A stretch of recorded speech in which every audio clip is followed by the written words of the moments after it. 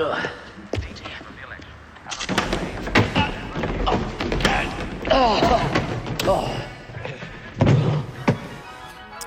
Frank Scantori and I played Richard Armstrong in Room 36. For 11 years we thought we'd never get this film released because we thought we'd never get it finished.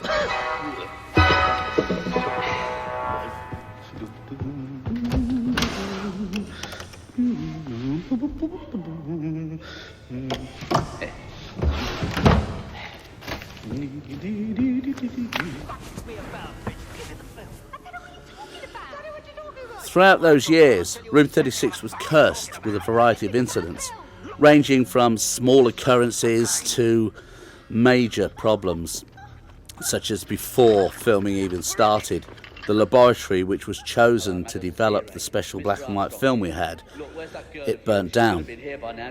Early 1994, when we're in the position of doing stock tests, 16mm to 35mm, we were pretty sure that the best laboratory that we could use would be Henderson's because they were a specialist black and white lab.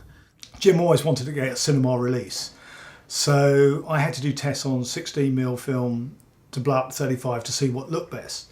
So we started using negative film, black and white negative, but when I did the blow up test it looked horrible because the grain structure on the film is different from colour.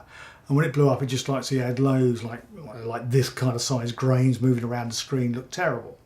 So we tested black and white reversal, which means you don't have a negative, you just purely have a positive. It's like the old Super 8, if people remember that. Tested that, blew that up to 35, looked great, looked fantastic.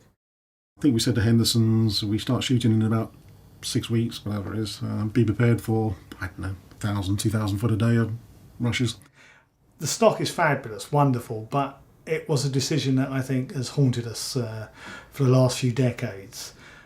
And the next thing we know, we were getting close to shooting when the news came through from Henderson saying, oh, you can't book rushes for us now. We thought, well, what's the problem? Was our credit no good or something? It's one of those like that, it's we burnt down.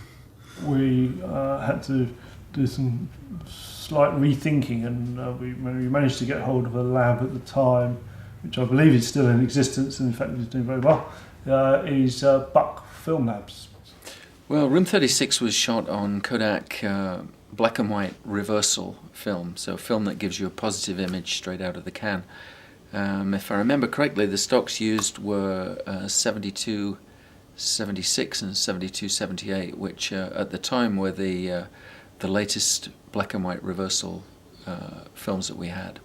Little did I, or any of us know at the time, again, if we'd have known we might not have gone with it, little did I know at the time that that was the only stock left in the world. And you can't just go on to another film stock outside of the black and white reversal that we were shooting on. So it was a somewhat frenzied time.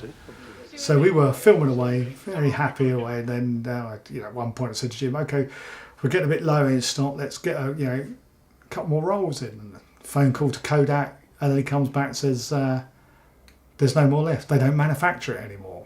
We had to phone around pretty quick, and fortunately we were able to find some in Hollywood, actually, in the Kodak offices there, and get it brought in so that the production could finish.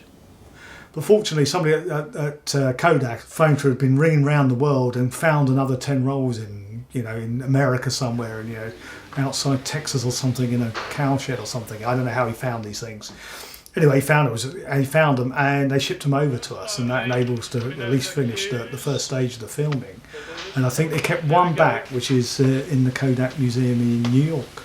It's true that Kodak always likes to keep a sample of every product it makes, and we do keep our archives there, so yeah, that's probably true. There was one held back for the Kodak Museum, yeah. I think they're manufacturing a new black and white reversal now, but it's still not the same as we used. Yeah, the last 10 rolls were the last 10 rolls, and that's what Room 36 was finished on.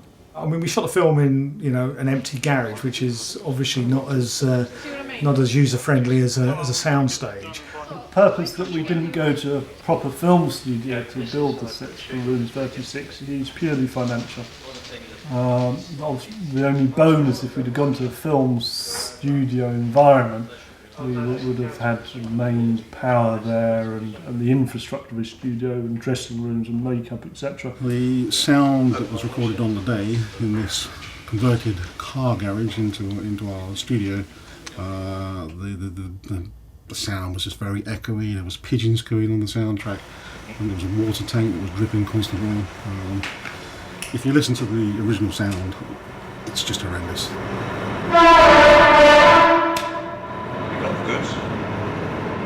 And because we were fortunate enough to have this garage location acting as our studio, which had an incredibly high ceiling, if the operator, Dennis Morgan, doesn't mind, for quite a few of the shots we can actually get him to climb up a ladder, lean over the set, and get a few handheld high angles. And the one that I'm glad he did agree to do was the one where Connor had shot the prostitute. And then he crosses to her to bundle her under the bed, and it's such a good shot. And I don't even think he was going to do it. I just said to Dennis, just hold the camera dead steady. But he did a wonderful handheld movement with Paul Herzberg. It's great. I loved being shot. I've always wanted to die in that great way, and I really, really wanted to have my second gasp and then die again. I think it works. Late and tardy. I'm not a set designer, but they built a damn good set, especially of 10 Downing Street, from, I would imagine, next to nothing. So I think the production side of the team were very resourceful. The hardest thing about being in room 36 was the cold. I remember freezing,